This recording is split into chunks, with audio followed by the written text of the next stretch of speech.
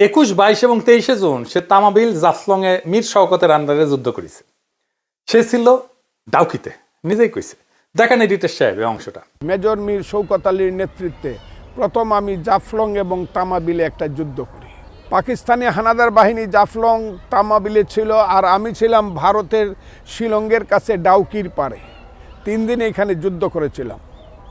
সেটা ছিল 21, 22, 23 জুন। সেই যুদ্ধ আমার প্রথম যুদ্ধ।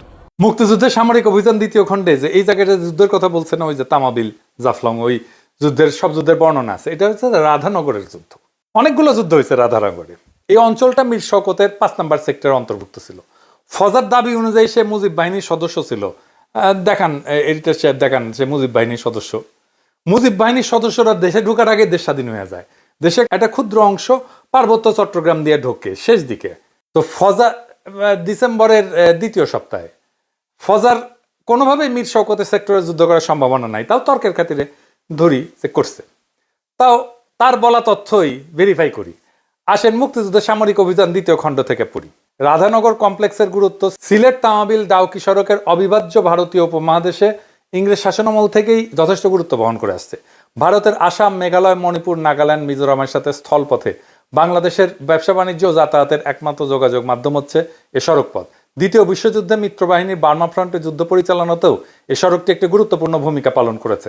সামরিক দিক থেকে সিলেট তামাবিল সড়কটি নিজেদের আয়ত্তে রাখতে পারার অর্থ অনেকাংশেই ছিল সিলেটের প্রতিরক্ষা নিশ্চিত করা। এ কারণেই সিলেট তামাবিল সড়কটি যে কোনো বড় আক্রমণ থেকে রক্ষা করার জন্য পাকিস্তানিরা সিলেট শহর থেকে তামাবিল বিওপি পর্যন্ত সব গুরুত্বপূর্ণ জায়গায় সুদৃঢ় প্রতিরক্ষা ব্যবস্থা গড়ে তুলেছিল। প্রতিরক্ষা অবস্থানগুলোর মধ্যে রাধানগর অবস্থানটি ছিল গুরুত্বপূর্ণ। কেননা মুক্তিবাহিনী কিংবা ভারতীয় বাহিনী যদি সিলেট তামাবিল সড়কের রক্ষণ ব্যবস্থা ফাঁকি দিয়ে সিলেট শহর পর্যন্ত পৌঁছে যায়, সে পরিস্থিতিতে রাধানগর থেকে অতি সহজে অল্প সময় সিলেট ডাউকি সড়ক পথে যে কোনো অবস্থানে আক্রমণ করা যায়। তো এই ডাউকি ঘাট অঞ্চলের অবস্থান দখল করে রাখার জন্য রাধানগর ছিল একটা গুরুত্বপূর্ণ জায়গা।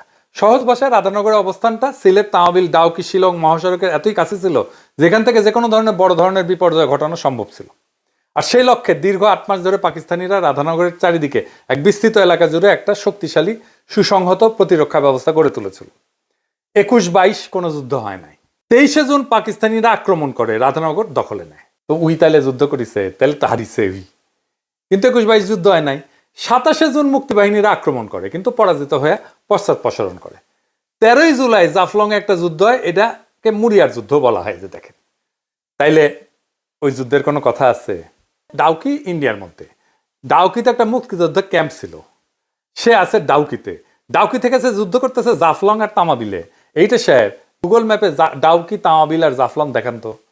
তামাবিল আর জাফলং 2 দিকে না, আর মাঝখানে ডাউকি, দেখেছেন? এইভাবে মিলিটারি অপারেশন করে, দুই দিকে মিলিটারি অপারেশন হবে, আর ওই ডাউকি থেকে ওই যুদ্ধ করছে। হ্যাঁ, ওই ডাউকি থেকে ওই 2টা জায়গার দূরত্ব প্রায় 10 কিলোমিটারের মতো। মানে এটা ছেলে খেলা। আচ্ছা ভাই, আর্মির লোকজন আছে না, আপনারা কেন চ্যালেঞ্জ করেন না?